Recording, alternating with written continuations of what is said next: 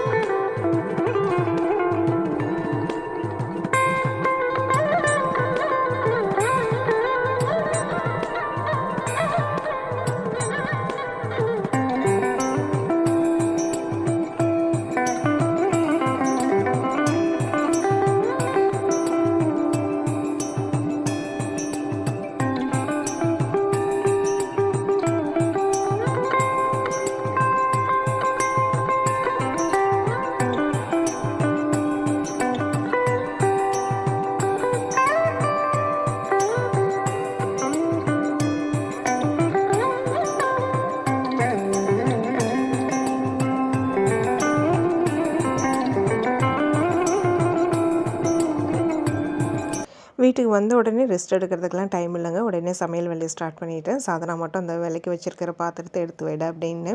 அவளுக்கு இப்போ எக்ஸாம் நடந்துட்டு இருக்கிறதுனால அவள் காலையில் எழுந்துச்சி படிச்சுட்டு இருந்தா. அவளை கூட்டிகிட்டு போகலை. கடையில் இந்த பிஸ்கெட்டு, முட்டை, சர்க்கரை, உடச்ச கடலை இந்த வாட்டி நான் மளிகை லிஸ்ட்டில் எழுதவே இல்லைங்க, வாங்கவும் இல்லை. பழசு இருந்தது வரைக்கும் காலி பண்ணியாச்சு. அதுக்கப்புறம் மஞ்சள் தூள், பேஸ்ட்டு இதெல்லாம் தான் வாங்கிட்டு வந்திருந்தேன். அன்றைக்கி வந்து சமையல் ரொம்ப ரொம்ப சிம்பிளாக தான் பண்ணியிருந்தேன். இன்றைக்கி சஷ்டி வேறு, அதனால் நான்வெஜ் எதுவும் வந்து செய்யலை. முட்டை மட்டும் வந்து அவங்க 3 பேருக்கு வந்து தொக்கு மாரி பண்ணி கொடுத்துட்டேன். எனக்கு வந்து கொஞ்சமாக ரசம் வச்சு உருளைக்கிழங்கு வறுவல் பண்ணிக்கிட்டேன். தயிர், ஊறுகாய் இதோட விட்டாச்சு அன்றைக்கி. காலையிலேருந்து பசங்களும் வந்து டீ குடிக்கல. ஒரேடியாக எல்லாேருக்கும் வந்து டீ போடலான்ட்டு தான் அடுப்பில் பால் வச்சு டீ தூள் போட்டு விட்டுருக்குறேன். அந்த டீ கொதிக்கிற கேப்பில் ஏன் சும்மானே இருப்பானேன்னு சொல்லிட்டு வாங்கிட்டு வந்ததெல்லாம் எடுத்து வச்சுட்டு, அப்புறம் அந்த பாட்டிலில் கொட்டி வச்சுருக்கிற திங்ஸ் எல்லாமே காலி ஆகிடுச்சு. ரீசெண்டாக தான் நம்ம வந்து அந்த பாட்டில் எல்லாமே விலைக்கு காய வச்சு ரீஃபில் பண்ணியிருந்தோம். பழசு ஆல்ரெடி இருந்தது தான் அதில் கொட்டி வச்சுருந்தேன். அதெல்லாம் காலி ஆகிடுச்சு. அப்புறம் இந்த மாதம் வாங்கிட்டு வந்தது அந்த கடுகு, மிளகு, ஜீரகம், உப்பு, புளி அதெல்லாம் ஜாடியிலலாம் ஃபில் பண்ண வேண்டியது இருந்தது. அதெல்லாம் வந்து பண்ணிகிட்டு இருந்தேன்.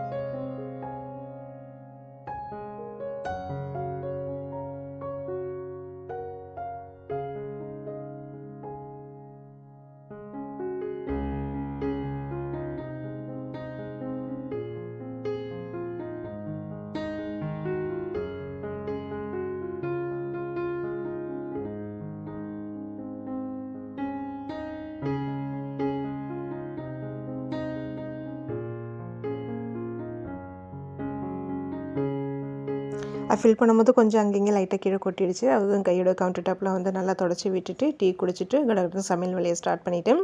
சமையல் பண்ணிக்கிட்டே வந்து சிங்கில் செய்கிற பாத்திரமே வந்து விளக்கி வச்சிட்டு இருந்தேன்.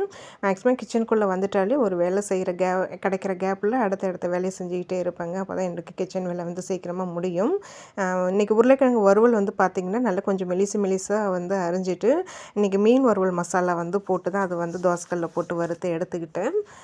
இந்த முட்டை தொக்கு ரெசிபி நான் சொல்லிடுறேன். ரொம்ப ரொம்ப நல்லாயிருக்குங்க. இது தயிர் சாதம், சாம்பார், ரசம் எல்லாத்துக்குமே ரொம்ப நல்லாயிருக்கும். இதுக்கு ஃபஸ்ட்டு ஒரு சட்னி மாரி ரெடி பண்ணணும். மிக்ஸி ஜாரில் வந்து காரத்துக்கு தேவையான அளவுக்கு காஞ்ச மிளகாய், ஒரு 1/2 ஸ்பூன் சோம்பு, ஒரு பெரிய சைஸ் வெங்காயம் 2 எடுத்துருக்கிறேன், ஒரு கட்டி பூண்டு, இதெல்லாமே சட்னி மாரி நல்லா மைய அரைச்சிட்டு அது வானலில் மாற்றிக்கிட்டேன். கொஞ்சமாக வந்து உப்பு, மஞ்சள் தூள், தேவையான அளவுக்கு எண்ணெய் சேர்த்து தண்ணியும் சேர்த்து அதோட பச்சை வாடெல்லாம் போய் நல்லா சுண்டி வந்ததுக்கப்புறமா வேக வச்சுருக்கிற முட்டையை வந்து கீரி போட்டு இல்லை கட் பண்ணி போட்டு நல்லா தொக்கு பதத்துக்கு ரெடி பண்ணிக்க வேண்டியதான். இது டேஸ்ட் ரொம்ப நல்லாயிருக்கும். சேம் இதே வந்து மசாலா தாங்க நம்ம கருவாடுக்கு, அதுக்கப்புறம் வந்து வாழைக்காக்கெலாம் வந்து வறுவல் பண்ணிட்டோம்னா ரொம்ப நல்லாயிருக்கும். கண்டிப்பாக ட்ரை பண்ணி பாருங்கள். உருளைக்கிழங்கு இதமாரி வந்து ஸ்லைஸ் பண்ணி தோசைக்கல்ல வந்து ரோஸ்ட் பண்ணி எடுத்து சாப்பிட்டா ரொம்ப நல்லாயிருக்கும். எனக்கு எங்கள் வீட்டுக்கு இது ரொம்ப ரொம்ப பிடிக்கும். அதனால் இன்றைக்கி இந்தமாரி வந்து நான் ட்ரை பண்ணேன். அதுவும் இன்றைக்கி வேறு எந்த ஒரு மசாலாவும் போடலைங்க. மீன் வறுவல் மசாலா போட்டு ட்ரை பண்ண எப்படி இருக்குங்கிறனால தான் அதுமாரி பண்ணி பார்த்தேன். நல்லா தான் இருந்தது. அப்புறம் வந்து கடகடன்னு சமையல் வேலையை முடிச்சாச்சுங்க. இந்த சட்டியிலே வந்து பார்த்திங்கன்னா சாதம் போட்டு பிசைஞ்சு சாப்பிடும்போது ரொம்ப நல்லாயிருக்கும். அதுவும் இந்த முட்டை தொக்கோட நம்ம அந்த கருவாடு தொக்கு பண்ணி அதில் சாதம் போட்டு சாப்பிட்டா தான் இன்னும் ரொம்ப நல்லாயிருக்கும். சமையல் வேலை பார்த்துட்டே பாத்திரமும் விளக்கிட்டேன், கிச்சனையும் க்ளீன் பண்ணியாச்சு. அப்புறம் ஷார்ட்ஸ் வீடியோக்கெலாம் வந்து வீடியோ எடுத்துகிட்டு அதுக்கப்புறமா சாப்பிட்டேன். அதுக்கப்புறம் வந்து பெருசாக ஒன்றும் வந்து வீடியோ எடுக்கலைங்க, நல்லா ரெஸ்ட்டு தான் எடுத்தேன். அப்புறம் அன்றைக்கி ஈவினிங் போல் தான் வந்து நான் வந்து வெற்றிலை தீபம் வந்து போட்டது. அப்புறம் இந்த சாப்பாடு வடித்த தண்ணி, அரிசி களைஞ்ச தண்ணிலாம் வந்து தனியாகவே எடுத்து வச்சுருந்தேன். இப்படியே நைட்டு மாடு வரும், மாட்டுக்கு ஊற்றி விடலான்ட்டு அதேமாரி நைட்டு மாடு வந்ததுங்க. அப்புறம் நம்ம வந்து ஏரியாவில் எங்கள் வீட்டுக்கு பக்கத்துலேயே ஒரு அம்மன் கோயில் வந்து இருக்குது. அந்த கோயிலில் வந்து நாளைக்கு கும்பாபிஷேகம். அதுக்கு நம்ம தெருவுலலாம் வந்து இந்த சிறிய லைட்லாம் வந்து போட்டு விட்டுருக்குறாங்க. 2 நாளாகவே வந்து அம்மன் பாட்டாகவே ஓடிட்டு இருக்குதுங்க. அதனால தான் சரியான முறையில் வந்து என்னால் வீடியோ ஷேர் பண்ண முடியல. வாய்ஸ் கொடுக்கறதுக்கும் கொஞ்சம் கஷ்டமாக இருந்தது. இப்போ பார்க்குறது அடுத்த நாள் காலையில் திங்கட்கிழமை அன்றைக்கி வந்து எடுத்தது. வழக்கம் போல் அன்றைக்கி காலை வேலைகள்லாம் வந்து முடிச்சுட்டு பசங்களை கொண்டு போய் ஸ்கூலில் விட்டுட்டு கோயிலுக்கெலாம் போயிட்டு வீட்டுக்கு வந்ததுக்கப்புறமா வீடியோ எடிட்டிங், அந்த ஷார்ட்ஸ் வீடியோ எடிட்டிங்லாம் பண்ணிகிட்டு இருந்தேன். இங்கே நம்ம தெருவுலேயும் வந்து மைக் செட் வந்து போட்டு விட்டுருக்குறாங்க. அதில் அங்கே கோயிலில் வந்து என்ன பூஜை பண்ணுறாங்க, யாகம் பண்ணுற அந்த மந்திரங்கள், சாமி பாட்டு, அந்த மேள சத்தம் எல்லாமே நல்லாவே வந்து கேட்டுட்டு இருந்தது. அப்பப்போ அந்த இடையில ஆஃப் பண்ண கேப்பில் தான் வந்து வாய்ஸ் கொடுத்துட்ருந்தேன். அப்புறம் வந்து கரெக்டாக அந்த கும்பாபிஷேகம் பண்ணுற நேரத்துக்கு அப்புறம் கிளம்பி நேரம் கோயிலுக்கு வந்துட்டேன். கூட்டம் ரொம்ப கம்மியாக தாங்க இருந்தது, அந்தளவுக்கு கூட்டம் இல்லை. இந்த ஏரியாவுக்கு நாங்கள் வந்து கிட்டத்தட்ட 5 வருஷத்துக்கு மேலே ஆகுதுங்க. இந்த கோயிலுக்கு இப்போ தான் முதல் முறையே வரேன். நாங்கள் இங்கே வர்றதுக்கு முன்னாடிலேருந்தே வந்து இந்த கும்பாபிஷேக வேலைகள் வந்து நடந்துக்கிட்டு தாங்க இருந்தது. அதுக்கப்புறம் இடையில வந்து ஸ்டாப் பண்ணி வச்சுருந்தாங்க. அப்புறம் திருப்பி இந்த ஒரு 6 மாதமாக தான் வந்து கொஞ்சம் ஃபாஸ்ட்டாக வேலை நடந்து இப்போ வந்து கும்பாபிஷேகம் இன்றைக்கி நல்லபடியாக வந்து பண்ணி முடித்தாங்க. இந்த கோயிலுக்கு முதல் முறையாக வந்து வரேன். தண்டு தொழுக்காத்தம்மன் கோயிலுங்க அது. நம்ம வீட்டிலேருந்து பக்கம்தாங்க. ஒரு 10, 15 வீடு தள்ளி தான் இந்த கோயில் மெயின் ரோட்லேயே வந்து இருக்கும். கும்பாபிஷேகம்லாம் முடிஞ்சு உள்ளே கோயிலில் வந்து சுற்றி பார்த்துட்டு அதுக்கப்புறமா வீட்டுக்கு வந்துட்டேன். அப்புறம் மதியம் போல் வந்து கோயிலேருந்து வந்து நமக்கு வந்து கலசம் எடுத்தாந்து வந்து கொடுத்துருந்தாங்க.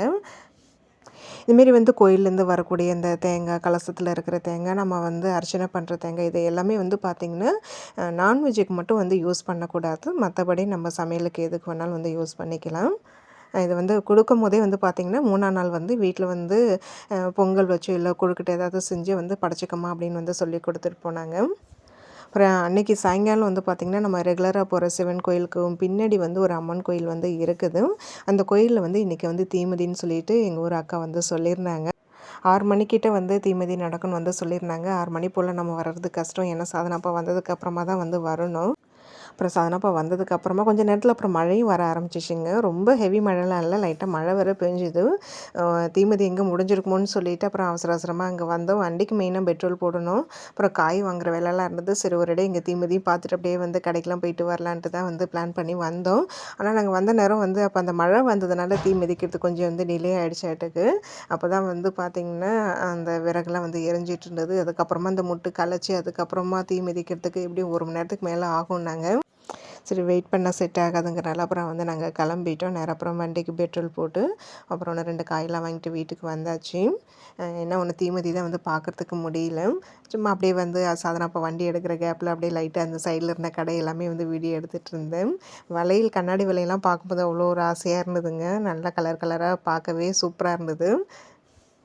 எனக்கும் கண்ணாடி வளையல் எல்லாமே வந்து ரொம்ப பிடிக்குங்க. நிறைய கண்ணாடி வளையல் வந்து வச்சுருக்கிறேன். ஆனால் என்ன ஒன்று ரொம்ப போடுறது தான் வந்து இல்லை. அதனால் வந்து இது பார்க்குறதோட சரி, பார்த்து வந்து ரசிக்கிறதோட சரிங்க, அவ்வளோலாம் நான் வாங்கவும் மாட்டேன். இப்போ அம்மா ஊர்லேயும் வந்து மாரியம்மன் கோயிலில் வந்து திருவிழா வந்து இருக்குங்க. அதுமாரி தீமிதி திருவிழா தான் ரொம்ப பெரிய லெவலில் வந்து நடக்கும். அதுக்கு இந்த வருஷமாவது போகலான்னு தான் வந்து பிளான் பண்ணியிருக்கிறேன். பார்ப்போம், அது 4 சுச்சுவேஷனில் எப்படி அமைதுன்னு பார்த்துட்டு தான் வந்து ஊருக்கு கிளம்புன மாதம் பிறந்ததுக்கு அப்புறம் தான் வந்து அந்த திருவிழா.